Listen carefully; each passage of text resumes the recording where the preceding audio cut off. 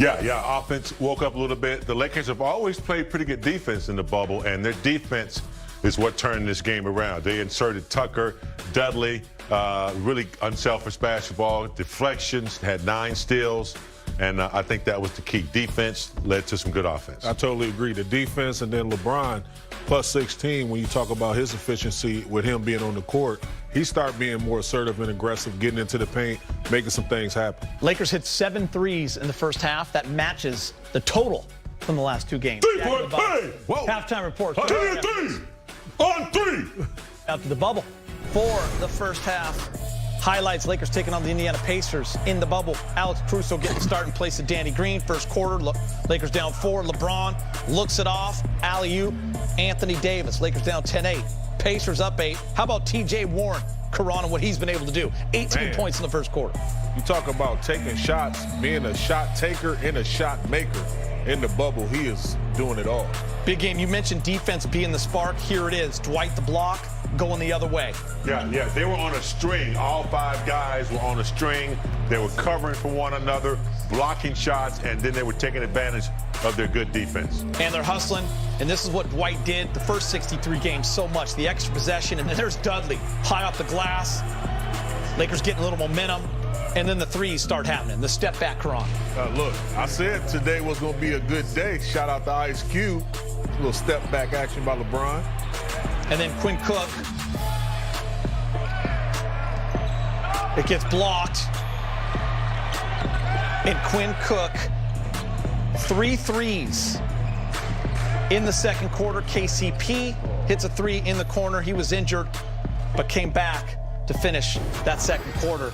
And the Lakers, 35-20, they outscored the Pacers in the second quarter. They lead 59-54.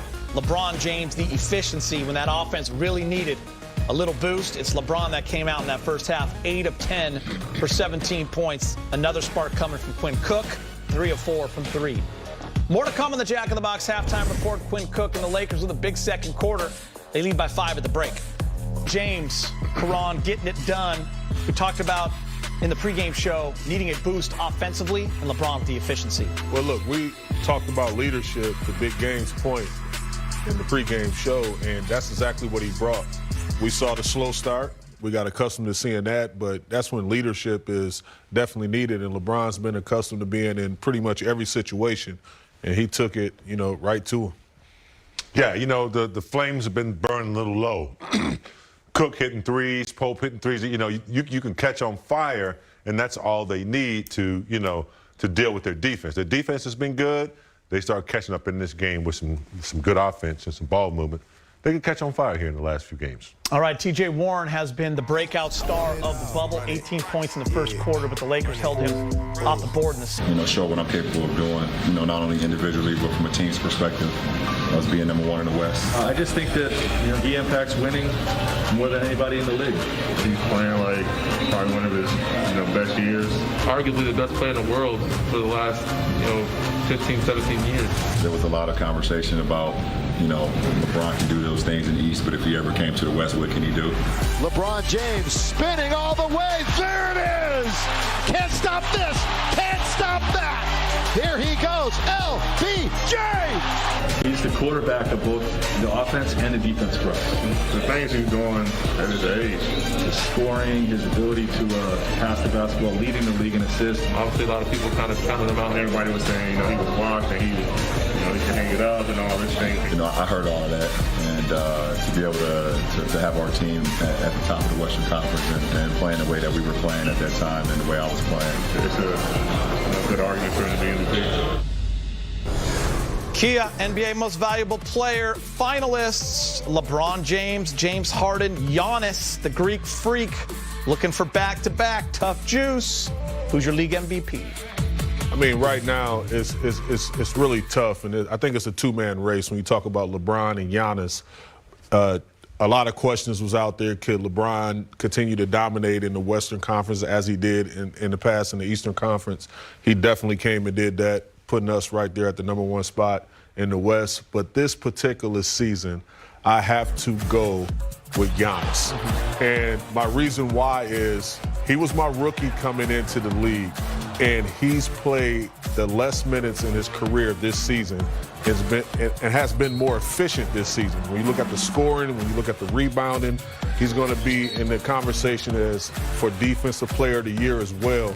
His dominance for this team has just been, just second to none.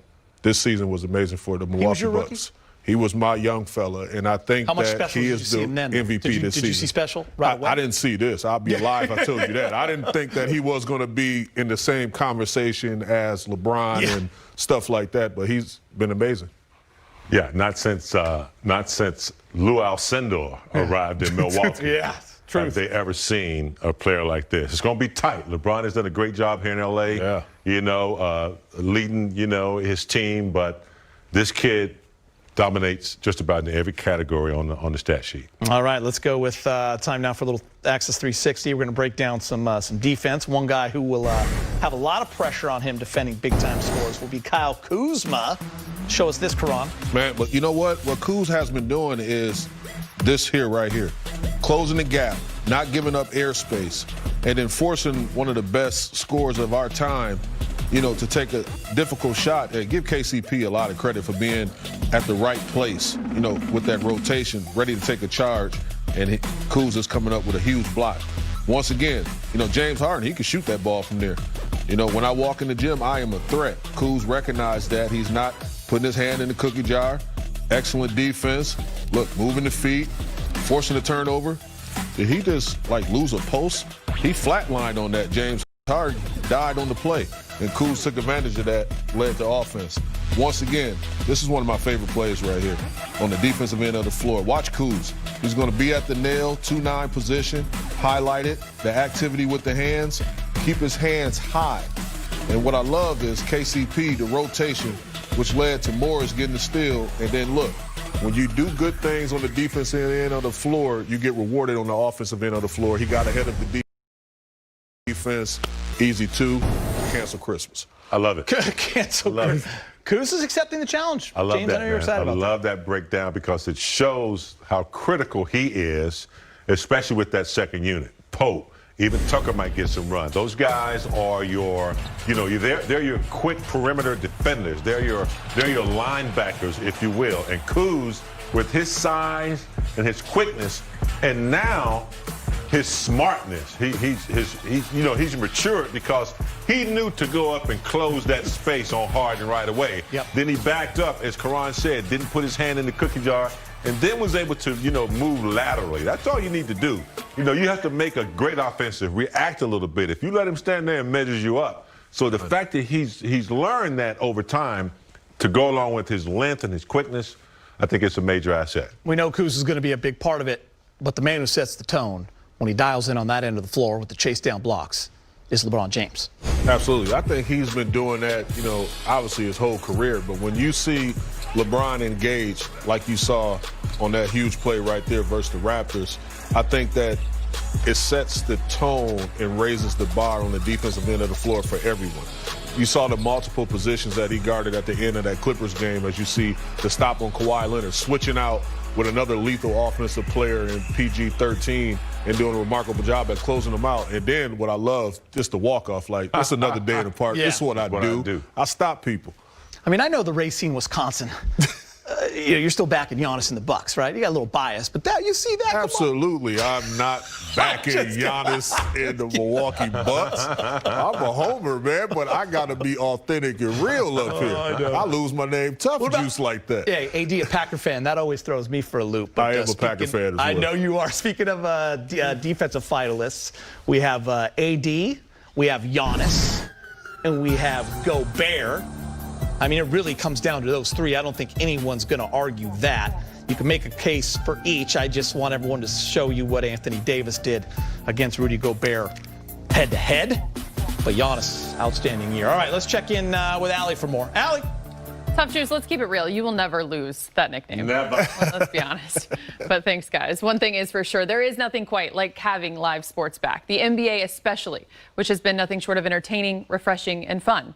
But as we've all come to learn, there is something much bigger than sports, much bigger than entertaining.